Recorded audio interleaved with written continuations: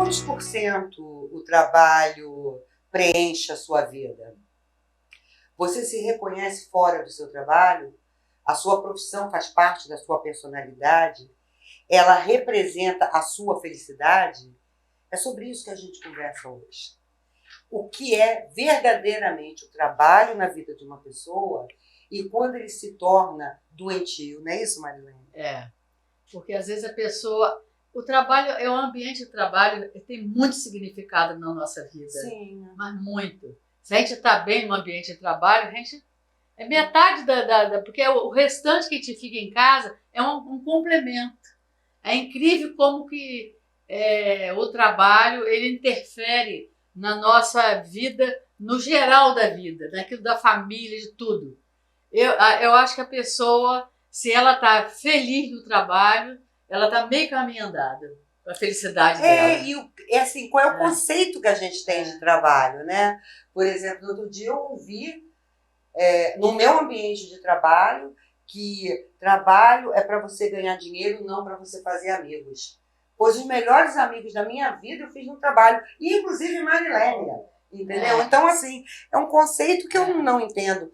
Mas a gente vai conversar sobre tudo isso hoje. Olha, Jânia Correia, ela que é psicóloga empresarial, palestrante e escritora. Sabe tudo do tema. E a gente vai falar algumas coisas bem específicas, como a síndrome de burnout. Tá interessado?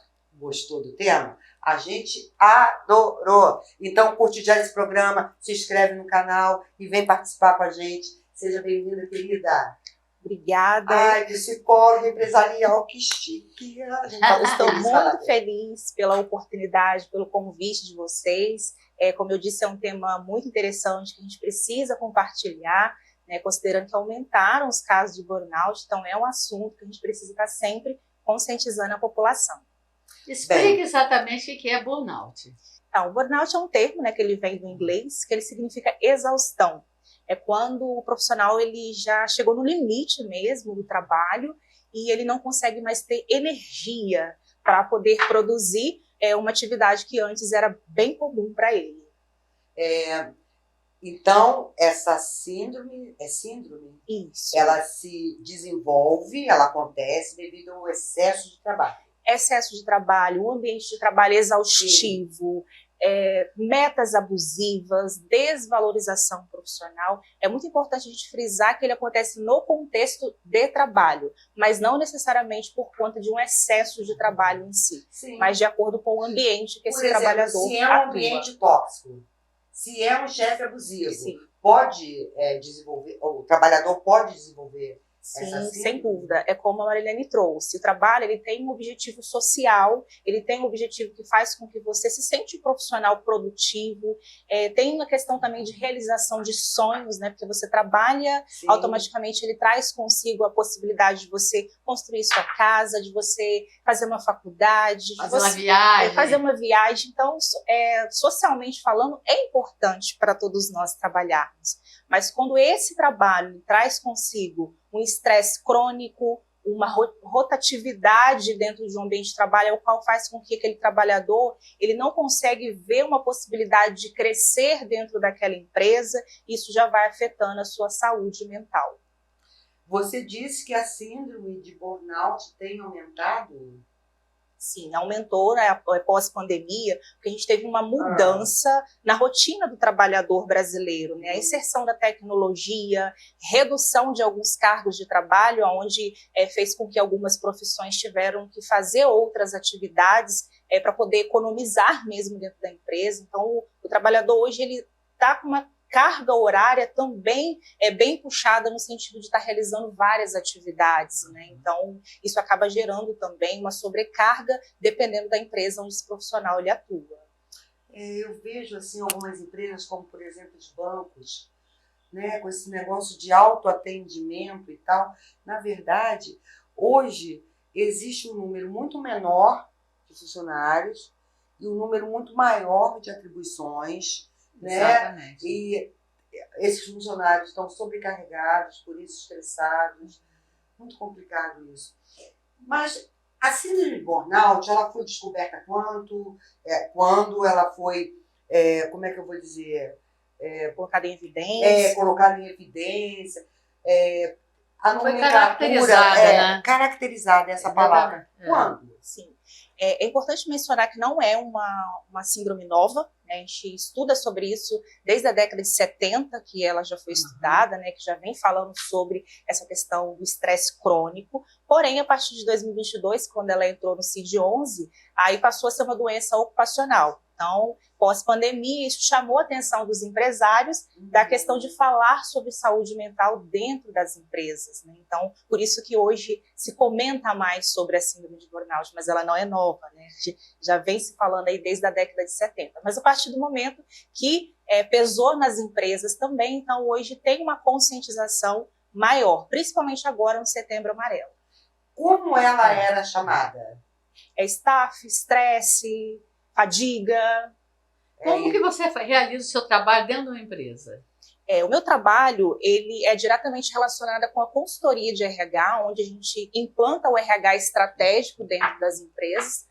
Então, nós acreditamos muito que uma das formas de você, do empresário no caso, prevenir a síndrome de burnout é tendo um RH estratégico, de forma que onde toda a parte burocrática a gente utiliza inteligência artificial, e esse profissional de RH ele vai ter tempo para escuta corporativa, para acolher esse trabalhador, para criar ações de saúde mental nas empresas. Então, a presença, a escuta, o acolhimento hoje ele faz toda a diferença. Então, esse que é o meu trabalho. A gente fala de uma psicóloga empresarial, é exatamente isso. É simplesmente você ouvir, você fazer presença, você saber ouvir a dor desse trabalhador, ver as possibilidades dele também, porque às vezes está trabalhando numa função que ele não gostaria.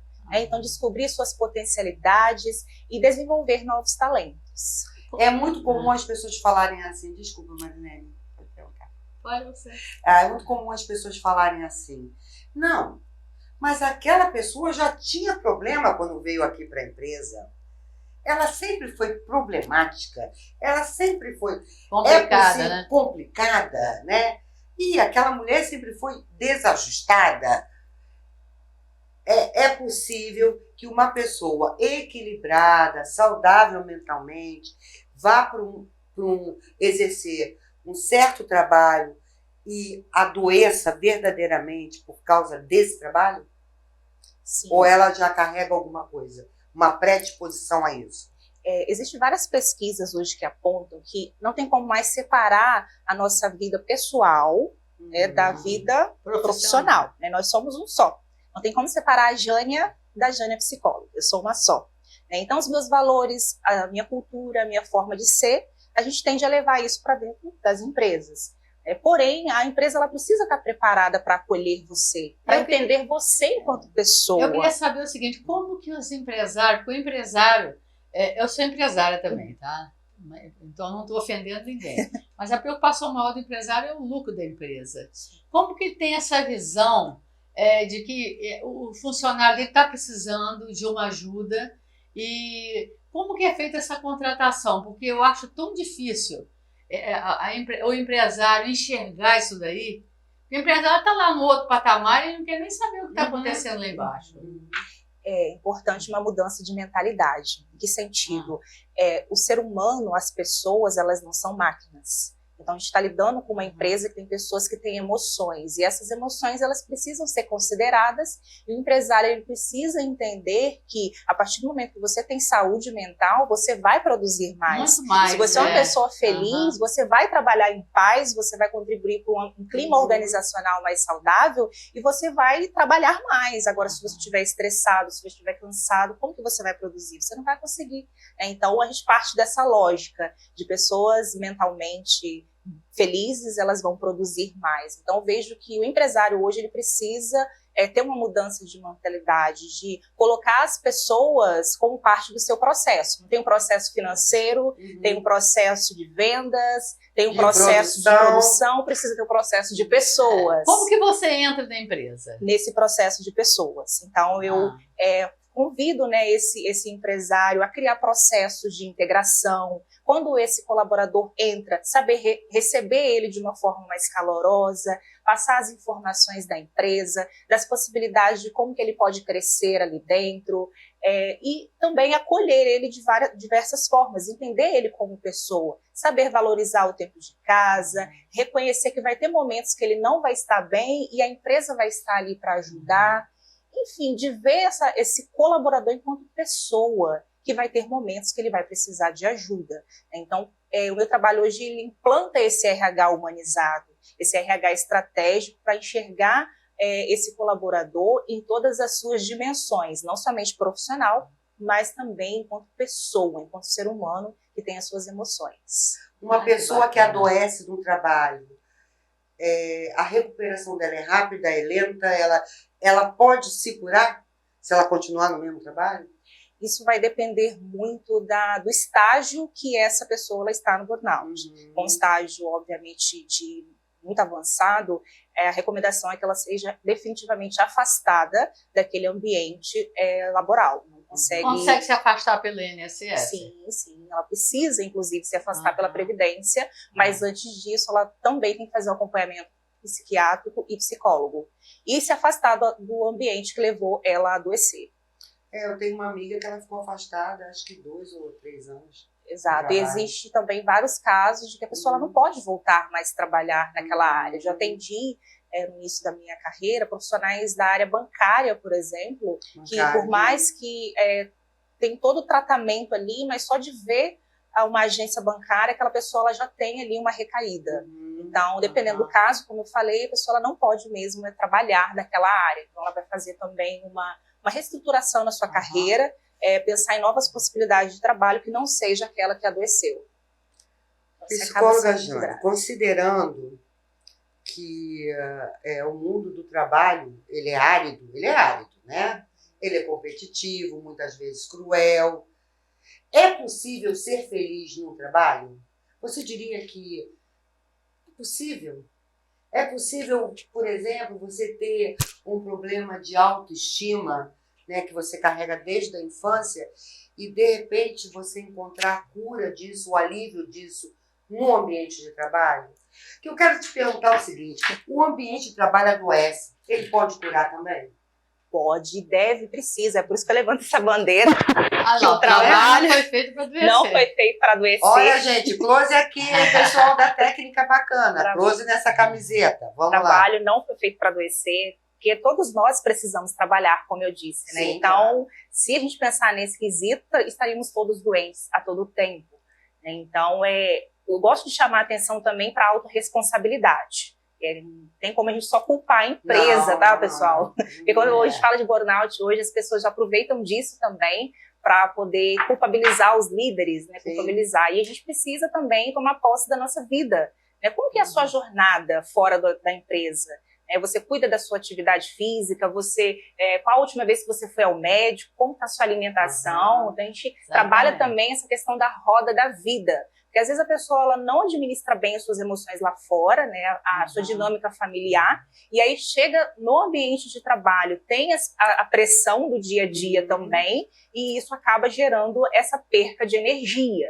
Então, é possível sim você trabalhar sem adoecer, mas desde que você também faça a sua parte. Então, é 50% a empresa com um RH estratégico, com um RH humanizado, e 50% de você cuidando também da sua saúde enquanto ser humano.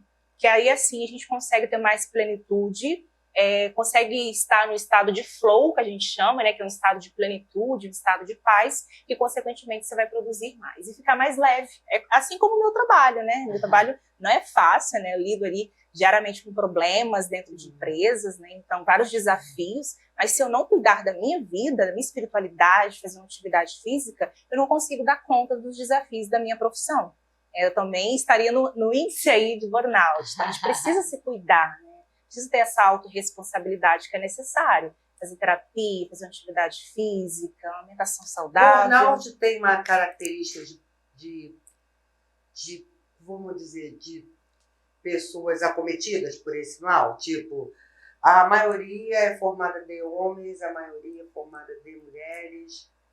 A maioria tem 40 anos. Tem um perfil? Tem. O primeiro perfil são aquelas pessoas que são bem dedicadas ao trabalho. Né? Então, aquela pessoa que não gosta de fazer as coisas de qualquer jeito, são pessoas bem perfeccionistas, que fica ali até tarde ali se matando ali no trabalho, quer dar conta de tudo, tem aquele perfil centralizador. Então, já começa por aí. É por isso que eu sempre falo também que eu sou uma pré-candidata, se eu não me cuidar, a ter o burnout. Porque eu sou muito dedicada no que eu faço, mas procuro cuidar muito de mim. Então, o primeiro perfil é esse, é você se dedicar muito. E você colocar o trabalho também como primeiro lugar na sua vida. Tem muitas pessoas que ficam ali trabalhando o tempo todo, à noite, final de semana, e não consegue tirar o tempo para si. Então, a gente começa por aí.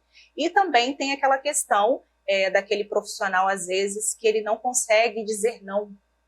Então, ele sai pegando várias coisas, faz vários cursos, está sempre em movimento. Mas qual o momento que você tira para você? A Isabela Camargo, por exemplo, uma jornalista que ela teve no burnout, ela tem um livro que se chama Dê um Tempo. E é exatamente essa proposta que a gente precisa fazer diariamente. Você dá um tempo para trabalhar, mas qual o tempo que você tira para você?